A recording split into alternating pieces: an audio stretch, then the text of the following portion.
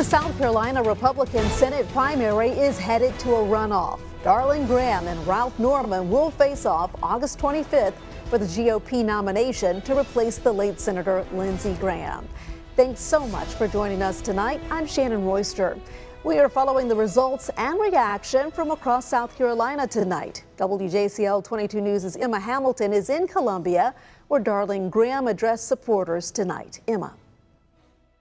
South Carolina Senator Darlene Graham's campaign had full intentions of this race heading to a runoff, and that's exactly what happened Tuesday night. Senator Graham will now take on Ralph Norman in 2 weeks. While Senator Graham wasn't able to secure 50% of the vote, she did come out on top ahead of Norman. This is personal for Senator Graham, as she's been serving the people of South Carolina in this role since the sudden death of her brother, Lindsey Graham, exactly 1 month ago Tuesday. She says she has full intentions of carrying on his legacy, and Tuesday was an emotional day for her. I decided to answer the call to serve because South Carolina and President Trump need a leader who's tough, principled, and will fight to advance our conservative values in Washington. Lindsey and I grew up in one room in the back of a bar and liquor store where our parents worked long, hard hours to earn a living. That's where we learned a strong work ethic and the value of a dollar. From a young age, our parents taught us that you're not given anything in life, and no one owes you anything. If you want something, you work for it. That's how I've tried to live my life. I've spent my career serving the people of South Carolina. I want to sit down with the voters. I want to know what's important to them.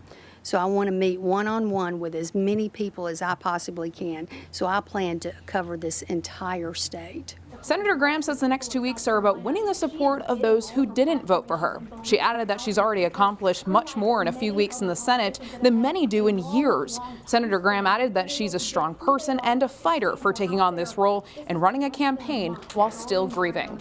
Senator Graham says that this runoff is a sprint and a team effort that she's ready to win. Reporting in Columbia, Emma Hamilton, WJCL 22 News. Emma, thank you. And on the other side of this runoff, Ralph Norman also addressing supporters tonight. He's now turning his focus to the August 25th runoff. Looks like we did it, folks.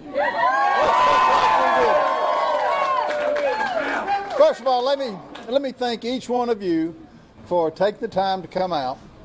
I want to thank the ones that were in this race that had the courage to put their name on the line. Russell, the two Marks, Mark Sanford, Mark Lynch, and the others. I want to congratulate Darlene. This is a time to come together, folks. We've got to all coalesce, come together, because we have got some socialist Democrats we have got to beat. There's no way.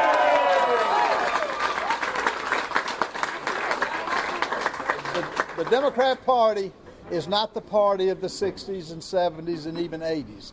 This is a party that is intent on taking over this country.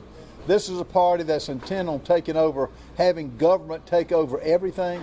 And folks, it's time for all of us to come together. I look forward to the next 2 weeks. I love campaigning. We're going to hit every part of the state and take our message. And, you know, this is all about faith, family, and freedom. Former South Carolina Governor Mark Sanford's campaign comes to an end tonight. He finished behind the top 3 candidates, falling short of a spot in the runoff. WJCL 22 News' Kirsten Masulka was at Sanford's watch party in Mount Pleasant tonight. Kirsten. Former South Carolina Governor and Congressman Mark Sanford ended the night in 4th place, falling short of a spot in the runoff by just about 10%. Sanford came into the crowded primary as one of the most experienced politicians, with 2 stints in Congress and 8 years as governor. This would have marked another political comeback, but he ultimately lost to current office holders, newly appointed Senator Darlene Graham and Congressman Ralph Norman. After the results were called, his concession speech reiterated his concerns about the national debt. We cannot continue to stack up debt as we have. We will add $1 trillion debt over the next 100 days, and it's going to have a profound ramification in every one of our lives. It's the unaddressed elephant in the room, if you will, in Washington, D.C. After his remarks, I asked Sanford if he plans to endorse either Graham or Norman. He tells me it's not likely that he will, but if he does, that's an announcement that will come after election night. Reporting in Mount Pleasant, Kirsten Maselka, WJCL 22 News. Kirsten, thank you. Businessman Mark Lynch and Russell Fry also fell short of the top two.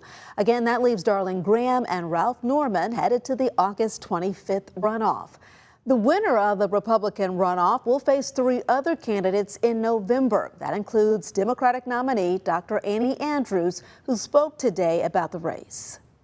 All we heard from them was pledging allegiance to Donald Trump and slogans, not solutions. And that's the opposite of what I'm offering. I'm a pediatrician who's taken care of South Carolina's sick and injured children for 15 years.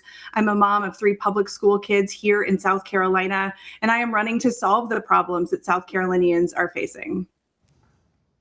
Also on the November ballot, Constitution Party candidate Mark Hackett and Libertarian Party candidate Casey Whitener.